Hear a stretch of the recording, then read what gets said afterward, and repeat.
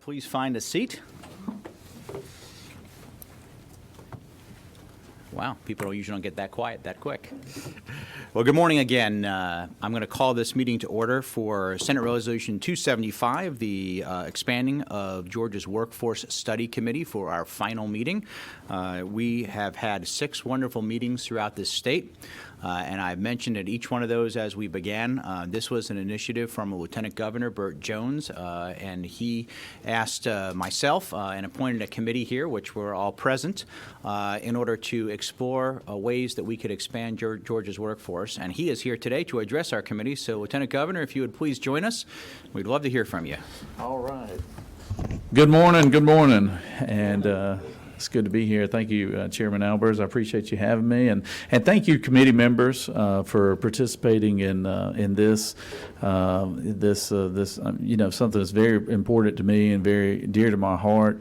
I will have to say that I have been traveling around the state and seeing a lot of different between our technical colleges. Senator Halpern and I have been touring our HBCU universities and also our universities from Statesboro all the way up to North Georgia as well, and a lot of our college and career academies. And we are really hammering home that we've got to get our young people prepared for workforce development, and the thing that's great that's going on here in the state of Georgia, there's a whole lot of opportunities on the business front. It doesn't matter if you're talking about opportunities like down in Savannah with the Hyundai EV industry, or the Gulfstream market, or if you're talking about Dalton where you've got the carpet industry, or Gainesville where I went to something that the Daniels Construction operation, they were doing a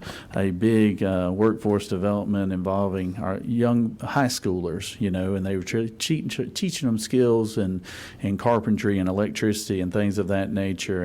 And so what I have seen is that there's plenty of activity out there going on with private businesses and things of that nature, and we've got to be able to, as a state, harness those opportunities and partner with those different groups around the state to help build out our workforce, and we need to be focused on at every level, from K through 12 to the technical colleges, as well as to our university systems. And I just want to make a special thank you to my good friend Champ Bailey, who came in and early in the session, and he and I talked about a few things. And Champ and I were at Georgia together. I actually played with his brother more than I did Champ, and of course I didn't play much with Champ when I actually played with him.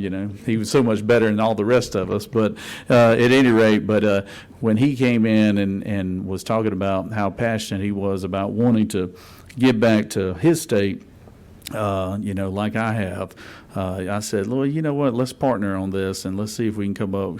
Champ is from a small town in Folkestone, Georgia, small town a lot like where I'm from, and we know exactly the limitations that a lot of the young people run into being from small communities and things of that nature, and so anytime you've got somebody with his stature and posture and all the accolades that he's achieved through athletics, when you've got somebody like that wants to be helpful in giving back to communities like his around the state, it's meaningful, and I wanted to harness that and say, well, we're going to do some other projects as soon as this is over with. So we're looking forward to the recommendations, Chairman Albers, that you're going to come with. But I think we have a good idea. I know y'all met a lot, and I really appreciate everyone's time in doing that, because I know that y'all are doing this out of the love for your communities, and most people in here are doing this on a voluntary basis, and I appreciate that. I appreciate the senators who've served on here, Brandon Beach, who's the head of our economic development, and also, as I mentioned, Senator Halpern, she and I have several projects going on, that include a lot of it includes workforce development and things of that nature. And like I said, this is one of those things that it breaks across party lines and everything else, because it's talking about trying to harness the talent that I know we have in this state, and help us continue to be a very prosperous state and a very continue to have that record of the best place to do business, and we want to have the best workforce, for businesses to acquire and come to. So, thank y'all very much, Senator, and I appreciate everyone's time and everyone who's interested in this, and I look forward to working with y'all after we get done with the recommendations. Y'all have a great day today. Okay. Thank you.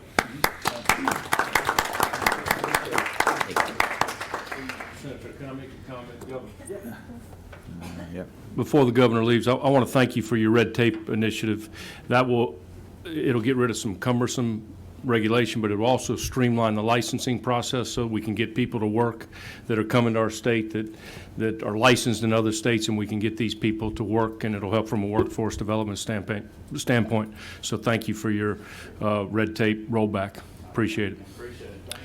Thank you. Great point. Thank you again, Lieutenant Governor Jones, for putting his faith and trust and an honor for all of us to serve. I want to take a moment to thank our working committee first.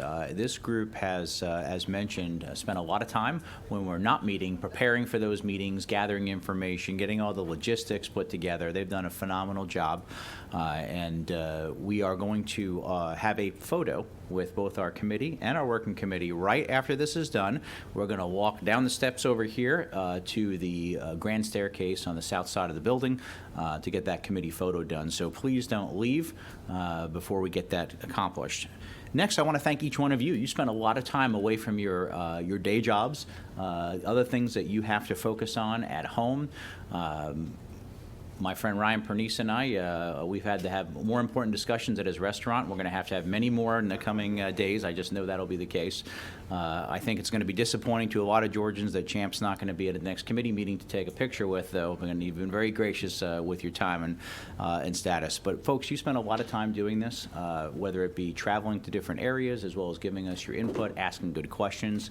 And I do very much appreciate what has been done. At this moment, before we get to the final report, I'm going to ask if anybody on the committee has any final thoughts or things they'd like to address to the committee and to those that are watching here in person or on video. Senator Halpern, you're 3. Go right ahead.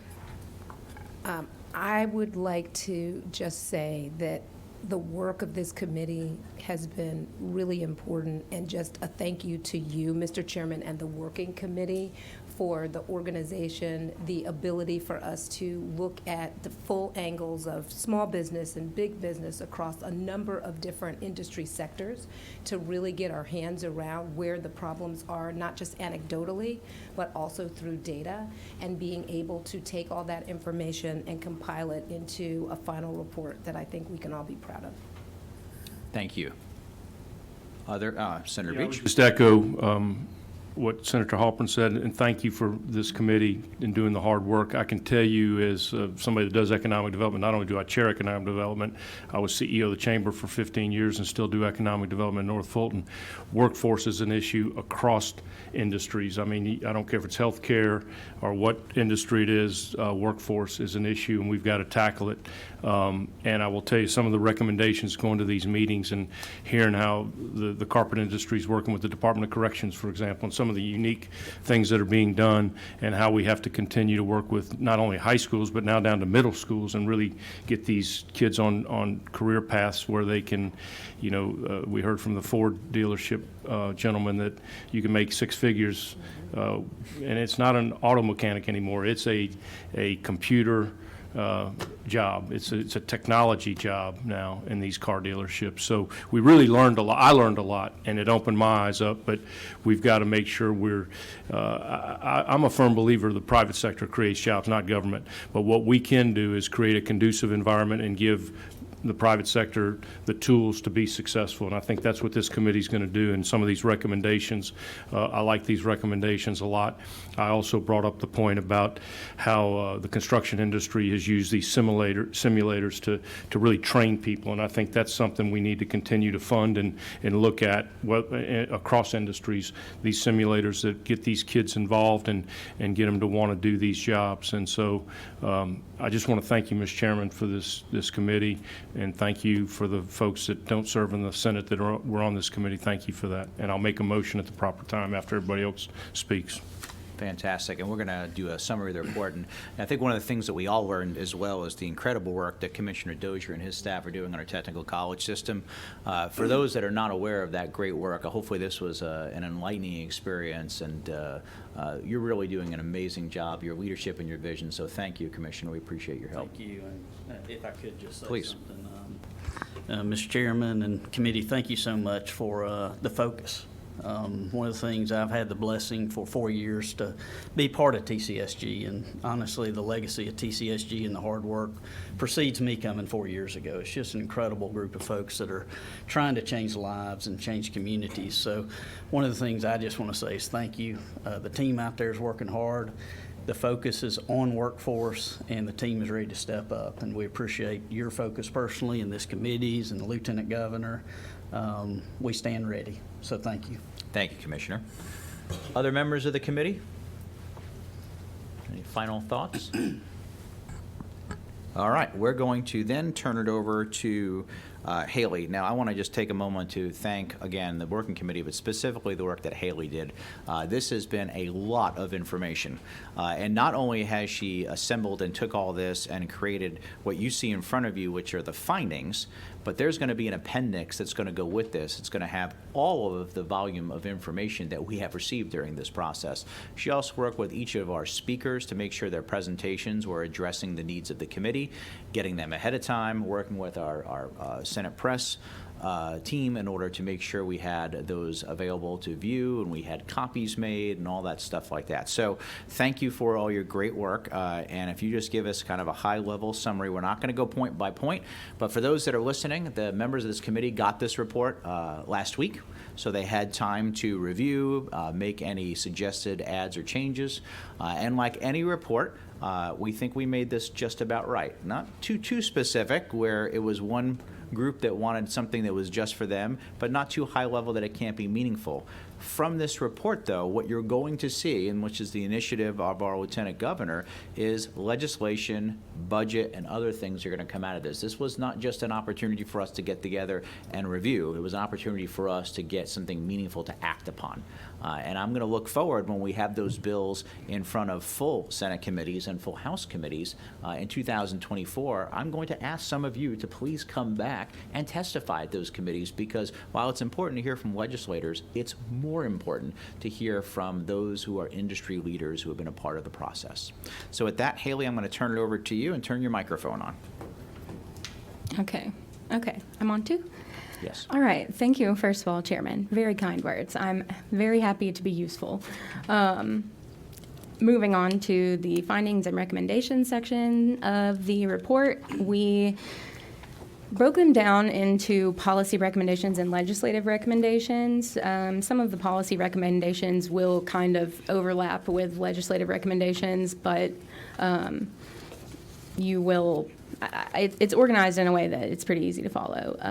First of all, the workforce marketing was a trend across each and every meeting that we saw. Every single employer that we heard from expressed that it was very difficult to just inform people that certain jobs even exist and the benefits of them. So each of these touch on different initiatives for that, but I wanted to highlight the state-facilitated free platform like Indeed for all Georgia employers to use, because I think that was something that everyone was really excited about, and that will be something that is likely looped into a legislative initiative as well. K-12 and higher education. Of course, we also heard from countless employers that this is where it starts. So each of these initiatives are things that could theoretically be done unilaterally by our education systems, our local education agencies, and our state education agencies.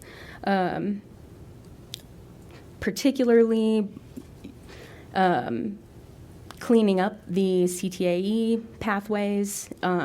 Those are highlighted in the K through 12 education policy recommendations. Goodness, what mouthfuls.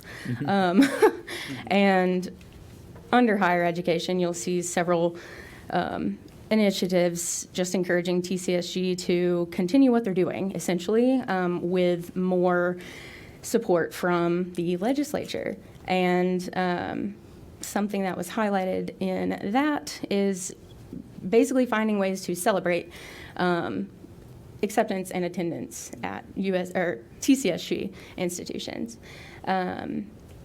Our next and final subcategory under our policy recommendations will be inclusivity, and that is encompassing various subpopulations, but especially the population of Georgians that have developmental disabilities, which we heard from multiple employers as well, that we're just not reaching that subpopulation. Does anyone want to discuss these policy recommendations before we move on to the legislative? Or if you see anything specifically that you would like clarity on? Okay. Seeing none, continue on. Wonderful. So the legislative recommendations are a little more concise. First of all, the articulation agreements, we all heard multiple times that we need a better system for the transfer of credits, and that will require legislation. Under licensing, the pretty standard points of discussion, such as reciprocity agreements, and just generally increasing flexibility in obtaining licensure. Under program funding, I'll go ahead and just touch on these individually since there are only a few. Increased funding for tuition reimbursement in high-demand fields, and those examples would include nursing or even technical degrees such as welding certifications and things like that.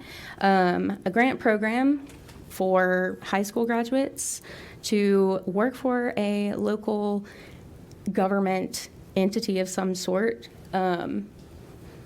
just to incentivize a gap year for students to get some real-world experience and contribute to their communities. And that was specifically brought out by the Lieutenant Governor's office as well. And the funding for the statewide employment portal that we talked about in the policy recommendations. And finally, we did talk a lot about benefit cliffs, but, and there have been really good studies. Daniela sent over some studies that have already been done that are really excellent, but we did agree that we should probably engage in further study for specific communities, revisiting programs to encourage and incentivize retirees to return to the workforce. And we also touched on with Senator Hickman these child care centers that are operating in Effingham and Bryan counties, where local school systems are building child care centers for the teachers and staff who work for those school systems.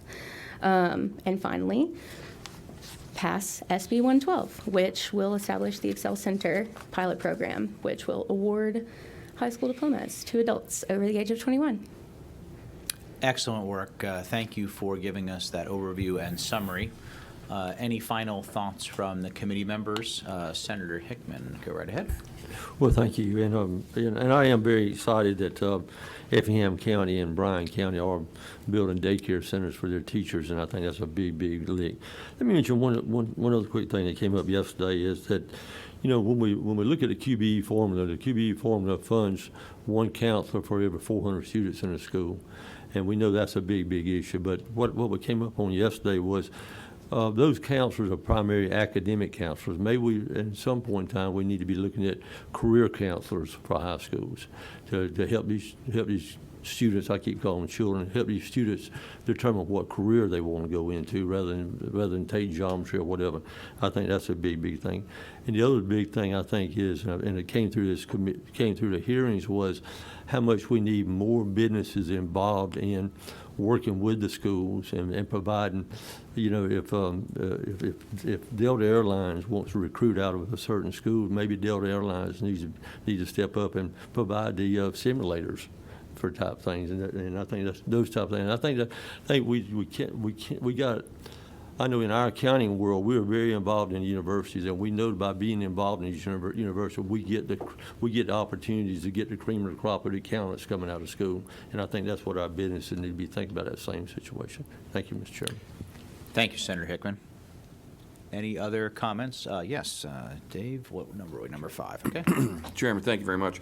I'd just like to circle back just briefly to on the policy recommendations under K-12 education. There's a number of good, really good, solid recommendations there. One that I know that the General Assembly has made some progress on already is in the area of computer science courses and providing staff to teach those courses in our Georgia high schools.